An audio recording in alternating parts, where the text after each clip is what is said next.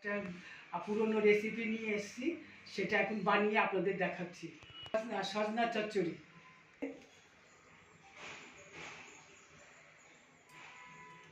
এখন আলু আর কুমড়োটা ভেজে নেব, তেলটা গরম হলে আলু কুমড়ো ভেজে নেব। এখন আমি কুমড়ো আর আলুটাকে ভেজে নিচ্ছি।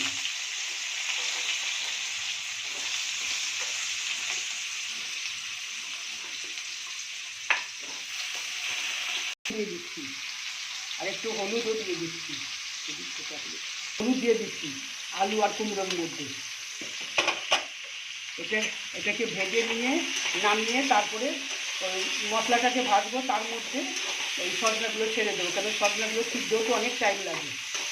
আমি এখন এই কুমড়ো আর আলুটাকে একটু ঢেকে দিচ্ছি, তাড়াতাড়ি সিদ্ধ হয়ে যাবে। এখন ঢাকনাটাকে আমরা নামিয়ে দিচ্ছি। দেখুন ভাজা হয়েছে কিনা, ভাজা হয়নি, আর একটু হবে।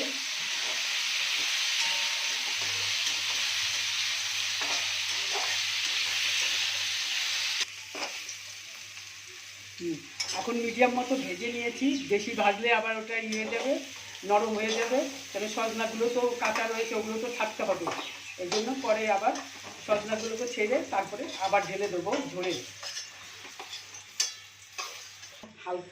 একটু হালকা করে ভেজে নেবেন, নিয়ে কুমড়াটা আর আলুটাকে একটু হালকা করে ভেজে নেবেন, নিয়ে তারপরে মশলাটাকে ভেজে পরে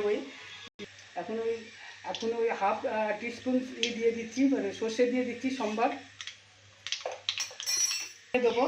মশলার মধ্যে আছে টমেটো কুচি, তারপরে পেঁয়াজ কুচি, রসুন কুচি, আর কাঁচা লঙ্কা, তারপরে সর্ষে আর ওই পোস্ত বাটা সব আছে এর মধ্যে, মিক্স করে নিয়েছি, নিয়ে ছেড়ে দিচ্ছি। এখন ছেড়ে দিচ্ছি কড়াইতে।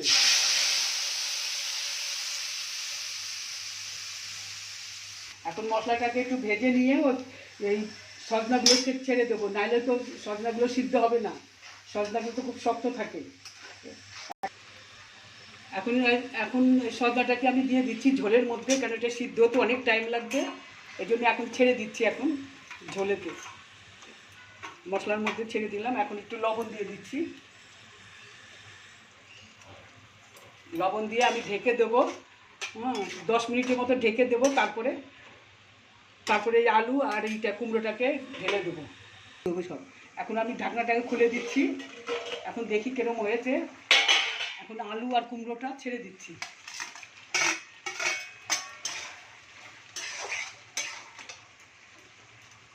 এখন একটু দিয়ে দিতে হবে,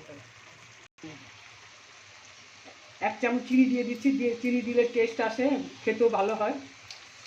ছোটো গ্লাসের 1 গ্লাস গরম জল আমি ঢেলে দিচ্ছি তরকারির মধ্যে, আর একটু সিদ্ধ হবে তরকারিটা। এখন একটু লবণ দিয়ে দিচ্ছি। এখন আমি ঢেকে দেবো, দেখছি কিরকম হয়েছে সজনা চচ্চড়ি কিরকম হয়েছে দেখছি। এখন ঢাকনা খুলে দিলাম, এখন হতে এসছে। একটু গরম মশলা দিয়ে দিচ্ছি, ঘরে বানানো গরম মশলা দিয়ে দিচ্ছি এর মধ্যে।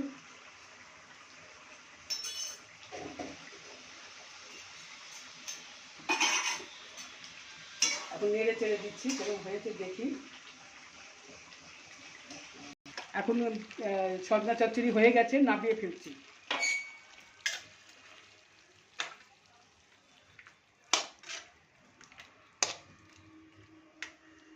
এই দেখুন কিরকম হয়েছে, আপনারাও ঘরে বানিয়ে খাবেন আর টেস্ট করে দেখবেন। যদি আপনাদের ভালো লাগে তাহলে আমার চ্যানেলে সাবস্ক্রাইব করবেন। আপনারা সবাই ভালো থাকুন, সুস্থ থাকুন। আবার আমি নতুন রেসিপি নিয়ে আবার আপনাদের সামনে আসবো।